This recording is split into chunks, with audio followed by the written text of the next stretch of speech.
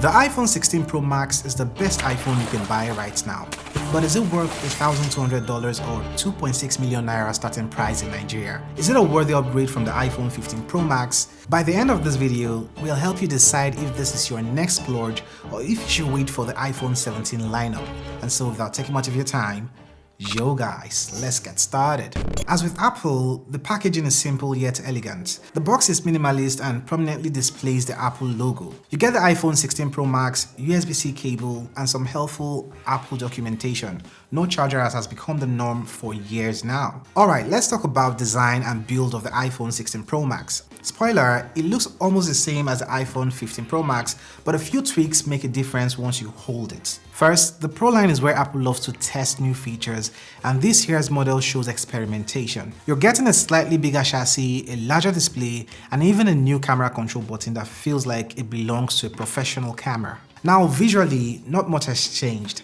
Apple kept the flat back, titanium frame, and matte finish at the back of the smartphone, which gives off that premium feel. But it's not all talk. The titanium means that this build quality is just as rugged but lighter than stainless steel. However, I did notice it's slightly heavier than the iPhone 15 Pro Max when scaled. Honestly though, the difference is so tiny that you probably won't notice when you hold these devices, except you go back and forth with the smartphones. From a distance, you might mistake it for last year's model, but hey, don't we all wish we could pull looking the same year after year?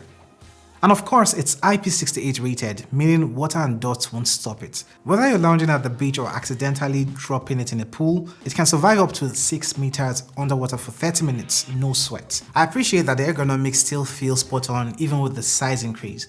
It's not noticeably bulkier and the weight feels balanced, making it comfortable for extended use without feeling like it's pulling your hand down. This is quite big and definitely not the best one-handed smartphone for small hands like mine. It has the usual Apple vibe with black, white, natural and desert titanium colors.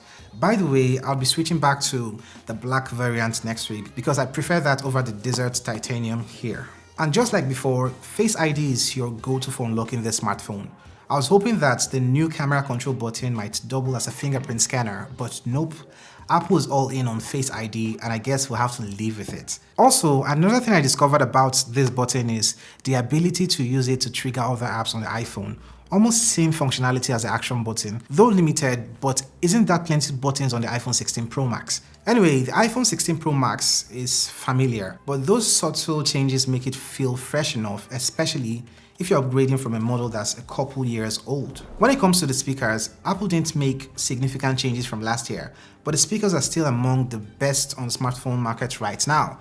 In fact, after testing the speakers on the iPhone 16 Pro Max, I found that they are the best on any smartphone. Whether you're watching videos, streaming music, or on a call, the audio is loud, clear, and crisp, with just enough bass for depth. The stereo speakers deliver a really immersive experience, so watching movies or gaming without headphones feels satisfying.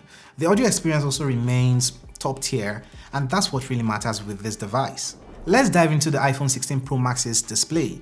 This one is Apple's biggest display ever on a smartphone, now measuring 6.9 inches. That extra 0.2 inches coming from the iPhone 15 Pro Max may not seem much, but trust me, it makes a difference. The extra space makes everything feel more immersive, whether you're watching movies, gaming, or just scrolling through social media feeds. And of course, Apple kept that ceramic shield glass for the front here, which means this display isn't just about looks, it's tough too. Scratches and drops, you're covered. The Super Retina XDR display still delivers that sharp, vibrant visual punch we've come to expect from iPhones. It's slightly brighter than last year's model, so reading text or checking maps won't be a struggle, even when you're outside on a sunny day. True Tone, HDR10 and Dolby Vision support are all here, making everything look natural and cinematic, whether you're binge watching your favorite shows or enjoying some nighttime scrolling. One of the stars of the show is still ProMotion, with a buttery smooth 120Hz refresh rate. Scrolling feels more fluid, games are more responsive, and every tap feels just about right on this device. And once you've experienced it, returning to a lower refresh rate might feel not that much fun. With minimal bezels and a nearly 92% screen-to-body ratio, the iPhone 16 Pro Max gives you more screen without adding unnecessary bulk. It maximizes the viewing area, and Apple's knack for accurate color reproduction ensures every photo, video, and game looks just as it should, vibrant, sharp, and true to life. Apple know what they are doing with their displays and they didn't disappoint with this device. By the way, if you are enjoying this video so far, a sub to the channel will really be appreciated. Also hit the like button and that would help us a bunch. Thank you. Performance is another aspect where the iPhone 16 Pro Max is an absolute beast. Under the hood, you get Apple's latest A18 Pro Bionic chip, which is the most powerful processor they've ever put out on a smartphone. The A18 Pro Bionic chip is so fast it knows what I want to do even before I touch the screen. Compared to the iPhone 15 Pro Max, it's about 15% faster on the CPU side of things and 20% faster on the GPU, making this a powerhouse for everything from gaming to video editing on the mobile device. This is one of the fastest phones on the smartphone market, and Apple is really flexing here. When it comes to storage, you can choose between 256, 512 and a terabyte storage configuration. Plenty of room for apps, games, photos, and those 4K videos you love to shoot. However, no expandable storage via microSD card exists on this device, so pick your storage size wisely. The 8GB of RAM ensures smooth operation no matter what you throw at it. App launches are snappy, switching between apps is actually seamless, and running heavy games or editing videos on the go, you don't have problems with this device. Apple has done it again with the iPhone 16 Pro Max. It's in a league of its own when it comes to performance. This is the one if you want a smartphone that handles anything you throw at it without breaking a sweat. And that's no wonder Apple continues to dominate the market. The iPhone 16 Pro Max runs on iOS 18 right out of the box with at least 5 years of guaranteed updates, possibly more. You can expect AI tools like text summarization, writing assistance, advanced gallery search, and even emoji generation. Most of these features are not yet live on the iPhone 16 Pro Max but would be updated later this year. There isn't anything new on iOS 18 which you won't find on the iPhone 15 Pro Max. I made a video on that, by the way, so there isn't a lot to cover on the software side of things. You can check it out here. Now let's talk about the battery life because Apple definitely upped their game this year. The iPhone 16 Pro Max packs a larger 4685 mAh battery, which shows you're getting the best battery life ever on an iPhone. It will comfortably last you through a full day of moderate to heavy use. Charging speeds are solid too. You can charge up to 30 watts with a compatible charger and you'd hit close to 50% in just 30 minutes. A full charge on this smartphone that's to 100% will take you around 2 hours, which is pretty reasonable considering the size of the battery here. And yes, it still supports wired and MagSafe wireless charging, so you have options here. MagSafe makes charging super convenient, snap it on and go. Grab a 20 watts or higher USB-C adapter for faster charging and you're good to go with the iPhone 16 Pro Max. Alright, let's talk about the cameras on the iPhone 16 Pro Max.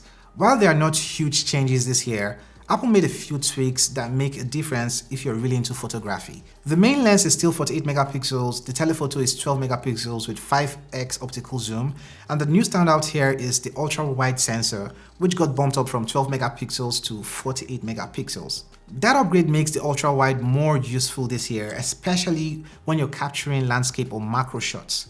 The color rendition between the ultra-wide and the main sensors is perfectly matched, so switching between them feels seamless. You can also use the ultra-wide for macro shots, which gives you more flexibility when it comes to shooting up close.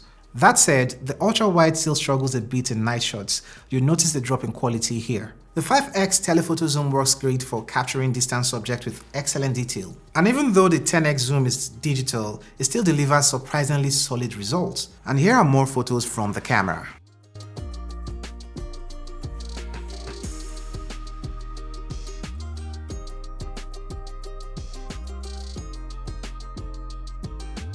Night shots across all lenses are clean with good color accuracy, though Apple's approach here to color is still more true to life, unlike Samsung's more vibrant saturated look. If you prefer things being true to life, the iPhone has got you covered. When it comes to video, the rear cameras now support up to 120 frames per second, which is a bump from the 60 frames per second we got last year. This adds a lot of versatility if you're into slow motion footage. The front-facing camera remains the same 12 megapixel sensor and still tops at 4K 60 FPS. So there are no surprises when compared to the predecessor. Now, Apple has added a camera control key which works like a hardware shutter key, and you can use it to launch the camera app, slide through camera settings, and even snap photos. Honestly though, I found it easier to tap on the screen for what I needed instead of swiping on this hardware button. It's cool to have this feature, but it's not a game changer for me. This button keeps getting in the way and pressing itself whenever I'm taking photos, and that's an annoyance. Overall, the photo quality is sharp and detailed, just like the iPhone 15 Pro Max, but I did notice they are slightly brighter this year. Video stabilization is as impressive as ever, and Apple nails the color consistency across all lenses. And that's whether you're shooting videos or photos. So while changes are not massive, the upgraded ultra-wide sensor and faster video rates do make this camera system feel more refined. So what do you think? Are these upgrades enough to convince you to switch to the iPhone 16 Pro Max? Let me know your thoughts in the comment section below.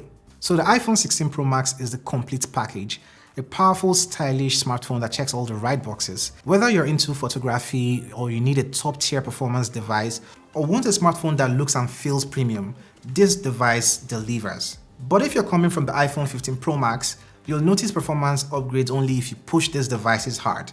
Camera capabilities are almost the same, only the 4K 120fps really makes that much difference for everyday use. And that 0.2 more prominent display, I'm not really sure it's worth the upgrade. You might want to sit this one out coming from the iPhone 15 Pro Max, but if you're coming from, say, the iPhone 14 Pro Max, this is a worthy upgrade. Also, about the camera control button, it feels more like a gimmick right now, and it's not incredibly practical, but hey, maybe it will grow on us. Thanks for watching, and do not forget to check out this video here where I compared the iPhone 16 Pro Max against the 15 Pro Max. Until then, I'm gonna catch you in the next one. Day.